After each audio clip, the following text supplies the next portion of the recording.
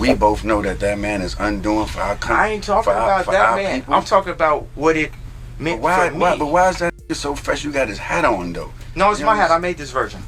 I understand. It's a different shape. I understand you made the version and the shape and the craft, but the craft. This man is very racist, and there's people that's being killed. I don't care about racism. You know who more racist than white people? Black people. In an uncovered video, Kanye West spewed white supremacist talking points years ago to fellow hip-hop producer Swizz Beatz. But you can't do that to the culture. And I can't tell you what to do. Yeah, you can. I can't tell you what to do. Yeah. And this your session. This your session, but we having brother talk. I with you. You know what I'm saying? Like that hurting me a little bit. And it hurt everybody around you, and they just not up enough to tell you. They keep my thoughts in here. The hat is like this. Everything someone else wanna say, black, white, like that. It must like not be going. Fit is lit. The fit. I give Swizz credit here. He really tried. However,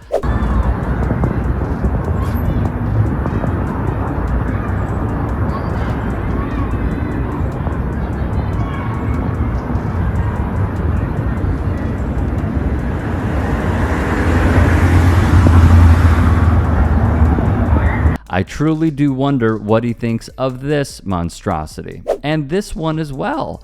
When Kanye West went on DJ Academics' stream wearing Nazi garb for all to see. Or even these posts, where he admittedly states he is what he supports, a Nazi. He even praised Adolf Hitler, stating he was a proud racist, and said F Virgil, as in the late Virgil Abloh. Here's the thing. Do you feel that I'm feeling, do you feel that I'm being free and I'm thinking free?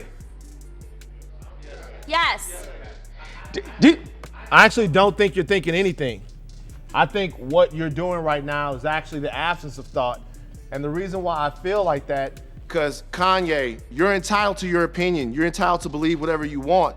But there is fact and real world, real life consequence behind everything that you just said. And while you are making music and being an artist and living the life that you've earned by being a genius, the rest of us in society have to deal with these threats to our lives. We have to deal with the marginalization that has come from the 400 years of slavery that you said for our people was a choice. Every day we have to walk into that truth while you choose to say things that, to be honest with you, dog, are nonsensical. You want to think freely?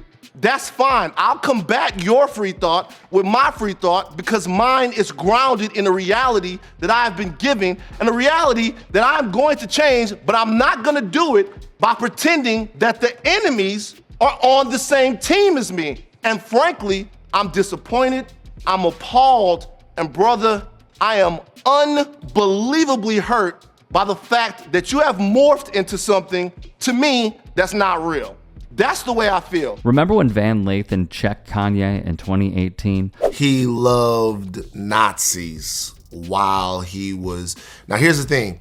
He said, I love Hitler, I love Nazis while he was there at TMZ.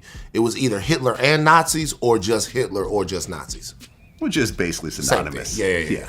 The slavery was a choice part was aired. Yeah. And some of the other stuff around there, but that part was conveniently cut out. Right. I think it was taken out because that at that point was a third rail. That was something that I think a lot of people thought would hijack the entire interview. And to be honest with you, take something away from the reason why Kanye West was there, which was to go crazy.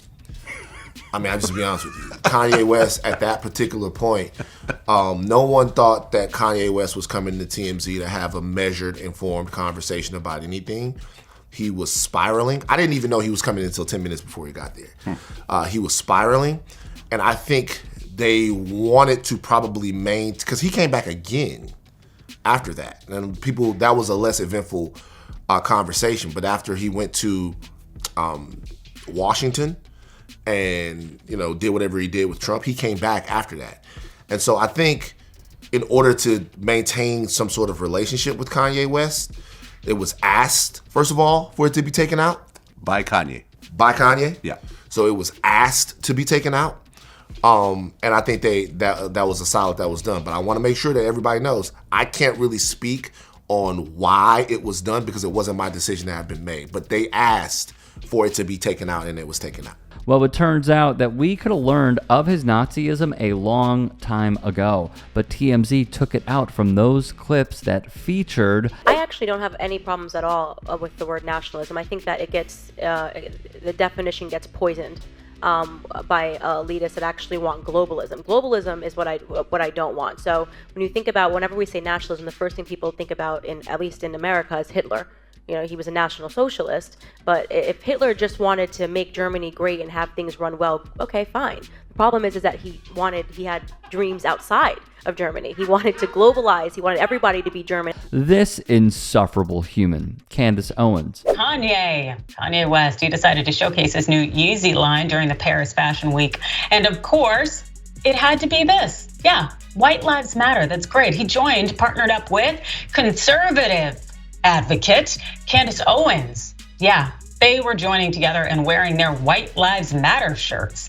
And also there were other models who donned similar shirts. And this is so in line with Kanye, as far as I'm concerned, with his backlash before in terms of saying slavery was a choice and also backing Donald Trump. And of course, following the backlash from the White Lives Matter shirts, well, Kanye shared today on Instagram this story here. This is what he posted.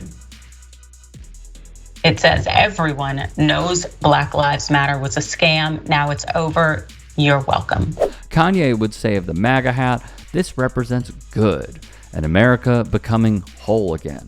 We will no longer outsource to other countries. It's laughable. We build factories here in America and create jobs. We will provide jobs for all who are free from prisons as we abolish the 13th Amendment. Message sent with love. I was biting my tongue on my political opinion because I thought it would be better for my children. And now you look up and my kids are going to a school that teaches black kids a complicated Kwanzaa. I prefer my kids knew Hanukkah than Kwanzaa. At least it will come with some financial engineering. I was talking to Ice Cube today, and we got really beat up in 2020 for saying we need to approach things a different way and not just be trauma drunk. Right. Which is a term that God just hit me with in the past couple of days. We are no longer trauma drunk. We're no longer trauma drunk, and we're no longer trauma bonding, and we're no longer woke in the sense of what woke is, because woke is just complaining about racism, but not doing anything about it. So what we're gonna do about it is say, hey, you know what? Y'all not gonna send nobody at me based on my opinion. You asked the question before. It drove me crazy to not be able to say that I like Trump. I have visions that God gives me just over and over on community building and how to build these free energy,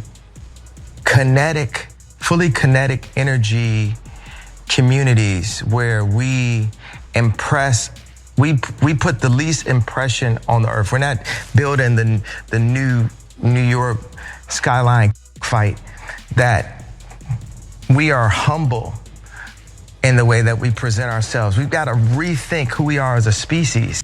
Hey, I appreciate you watching. Now, if you can, please do become a channel member by going to youtube.com/TYTsports and clicking the join button. If that's too much for you, you can just go to tyt.com/join to become a member. It helps all of us out here at the Young Turks and keeps our network afloat. In addition, you could follow me on my socials on Twitter, Instagram, and TikTok. Appreciate the love. Have a great day.